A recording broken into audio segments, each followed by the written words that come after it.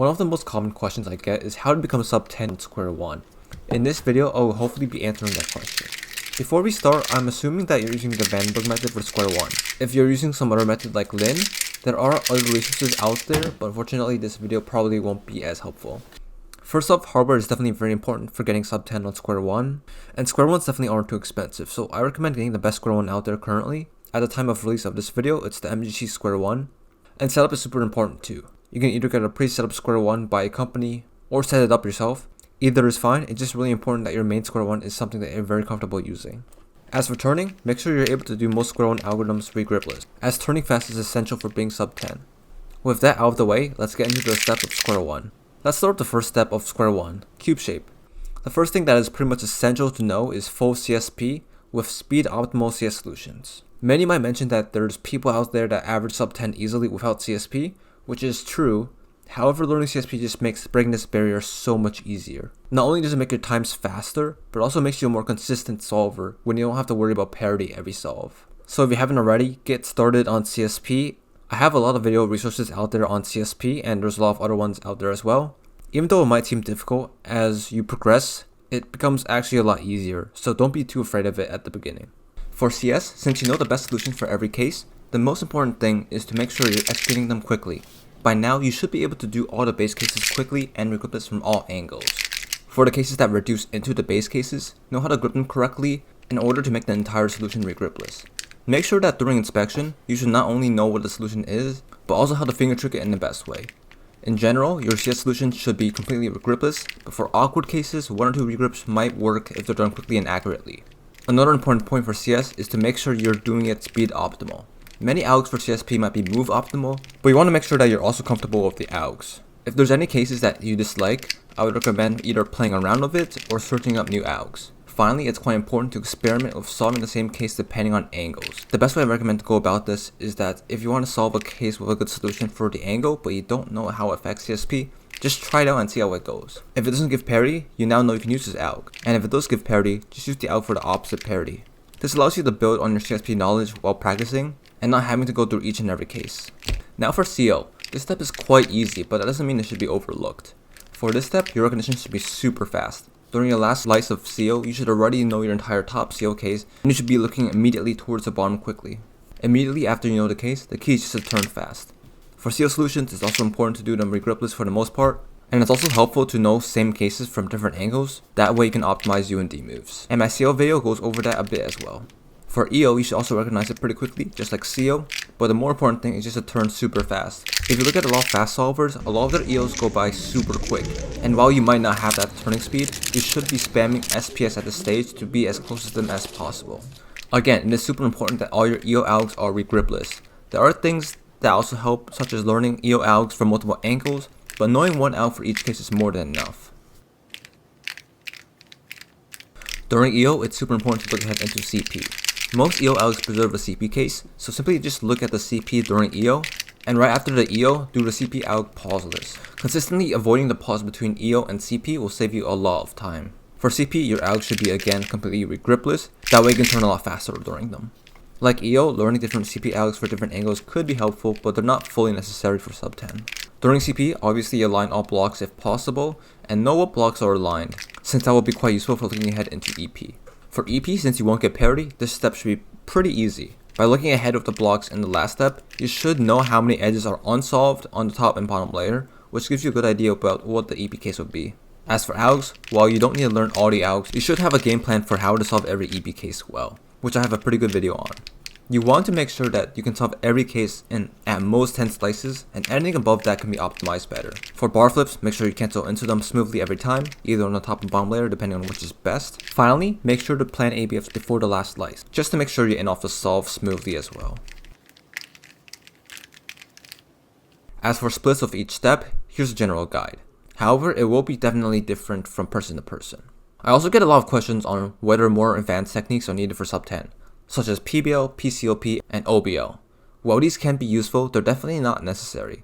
If you're already planning to be faster in the future beyond sub 10 and want to get a head start on these methods, you can feel free to do so and practice them, but they're definitely not needed for breaking the sub 10 barrier. To end this video off, I'll be doing 3 example solves, just to show around what a sub 10 Square-1 solve would look like. First two will be a bit more standard, and then the last one will be a bit more advanced for those who might want to try out more advanced techniques. But here we go.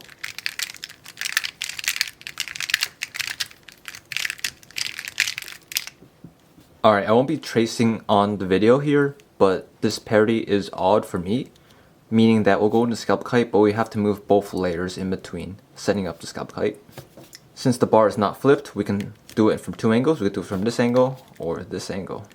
If you do it from this angle, notice how there's a lot of D moves, and then it ends up setting up Scalp Kite from the back, which I personally don't like too much. So instead I'll hold it from this angle, so I can solve the Scalp Kite on top and also in front, which I think will be a bit better for finger tricks. For Scalp Kite, I usually have my thumb on bottom, so just keep that in mind. And this cube shape is 3 slices away from Scalp Kite. So knowing that, I can kind of trace backwards to make this CS regripless. So Scalp Kite starts with thumb on bottom, 1, 2, 3. So to start this algorithm, I should have my thumb on top. That way it becomes a regripless alg. So yeah, here's the algorithm. So slice, you prime slice first, and then move both layers, slice, and that's a CSP for this case. And you see how my thumb's on the bottom set up for this algorithm. This way my CS is completely regripless. So Scalp Kite. Quickly look down, the white is going to be back here. Knowing multiple angles is good here. There's a lot of ways you can do this. You do UD prime and then insert it on top. You can also do U prime D and then insert it from the back. These are all good options. Generally, when I see this corner in the back here, I like to just move the U layer, so just a U2 here. Yeah, the U2 is not that great, but I like to only move one layer. It causes less issues. And I'll just insert it like this. Quickly look at the bottom here, we have an LL case. I know 2 angles for solving this. I can solve it from the back like this, or from the front like this. Both of them require only one move, so it's the same thing. So I'll just solve it in front here. Really important to take note of the corners here, just look ahead into CP. So the corners are all solved on top. That should be pretty easy to look at because you can just tell. And then bottom, since there's no blocks or anything, it's going to be opposite corners. You can just tell by the opposite corners as well. So immediately after doing the EO alg, I need to remember to do an end perm on bottom. That should solve the corners immediately. So EO alg, and then end perm on bottom immediately. If you have a bit of time between the algs, you can kind of try to look at the blocks on the bottom and try to align them as much as possible. But in my opinion, I think it's more important to eliminate the pause than to pause and look for the blocks. But obviously, if you can get the blocks aligned, do them as much as possible. So here it's a V perm, so it doesn't matter which way you align it, you're gonna get a block either way. So end perm on bottom. For the V perm, we saw 1 block on bottom, which is right here. And then we saw 1 block on top from the soft corners, which is right here. So we should have expected after CP to get 2 U-perms, and of course that's what we get. So knowing we have 2 U-perms, it makes it look at it a bit easier here. Set it up, and we have 2 U-perms into a bar flip. So 2 U-perms first. And you cancel the bar flip here. And make sure to know the ABF. Alright, next solve.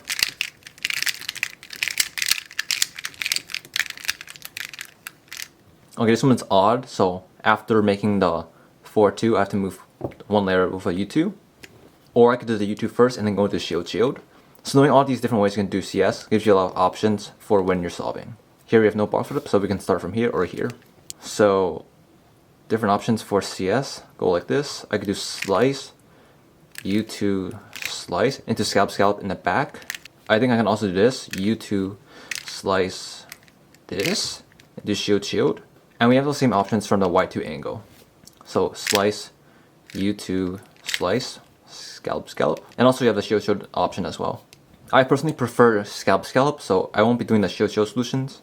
And when considering doing it from the front or the back, probably prefer to do scalp from the front. So this is the angle I'll hold it at.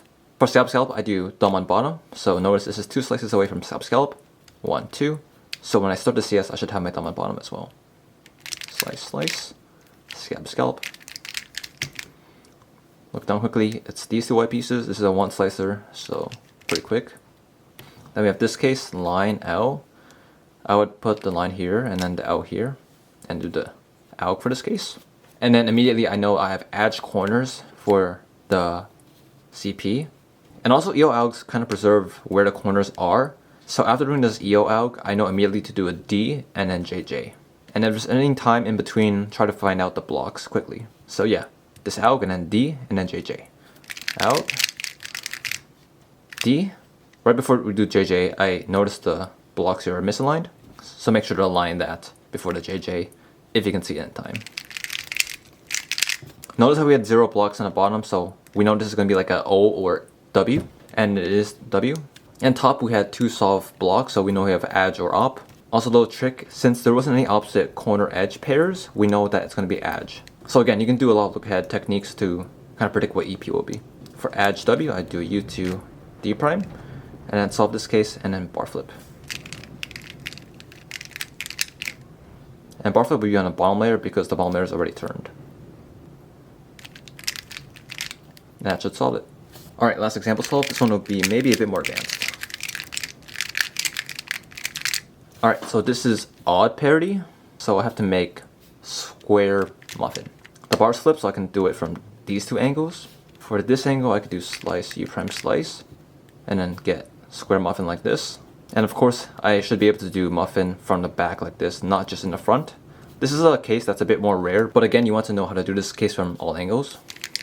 The other option is just to flip it over, slice U prime slice, and then do muffin square like this. This is what I prefer because if the muffin's on top, you get U moves, which is better than D moves. So this is the angle I'll hold it at. I do muffin square with thumb on bottom, so I'll put it on the bottom here. It's 2 slices away from the CS, so 1, 2. I should slip the CS with thumb on bottom as well to make it regripless. Alright, so some advanced tricks here. Muffin square, it doesn't change the left side of the cube at all. So pretty much the solution is going to be 2 gen, the R and U layers, so these will stay the same. Knowing that, I can kind of already know what the left side of the CO will be, which is the white corner on the top left. If you wanted, you could predict CO even more, but I wouldn't stress too much about it at Sub-10. So yeah, solve this case with thumb on bottom, and then muffin square from this angle. If I do a bit of look ahead, I can tell that these 2 white pieces are here. From the beginning, we knew that this is going to be white, so we can go straight into CO. For this case, I think it's best to do D prime and then solve it by doing a slice to get this white bar, U prime D2 slice. There's some advanced tricks here. You can also predict that this edge will go here and look ahead into EO, but again, I won't stress too much about that. So slice, U prime D2 slice. If you did the trick from before, if this is black and this is white and this is black, this last piece has to be white, which can help you predict EO a little bit. But if not, it's also quick to just look at the bottom. We have adjacent and opposite. I'm going to try to do a bit of PBO for this solve, but still, it's good to predict corners, edge corners on top, and then opposite corners on bottom. Also, a lot of EOs don't just preserve corners, they also preserve blocks. So I think this whole block should be preserved, so maybe expect this block on the bottom. Maybe like a Y perm or a V perm or S perm, something like that on the bottom layer. So let's do this algorithm. So here, if you're doing CP, go straight into JN, but I'm going to do some PBO. This one is C on top, and then S on bottom. This is a parody PBO, so to solve this, usually you have to go into PS. So for S perms, put them on the right like this, if they're misaligned. And for C perms, just align these pseudo blocks. And put the headlights in front. From here, I'll do JJ. Finally, I'll do SP. And since the bar is not flipped, cancel the bar flip into the top layer. And then ABEF. So yeah, those are my example solves and some tips on how to become sub-10 on Square-1. I get this request quite often, so hopefully this answers some of your questions. And if not, you can always comment below and I'll try to answer as many questions as possible if you're trying to break this barrier. So yeah, thank you guys for watching and hopefully you found this helpful.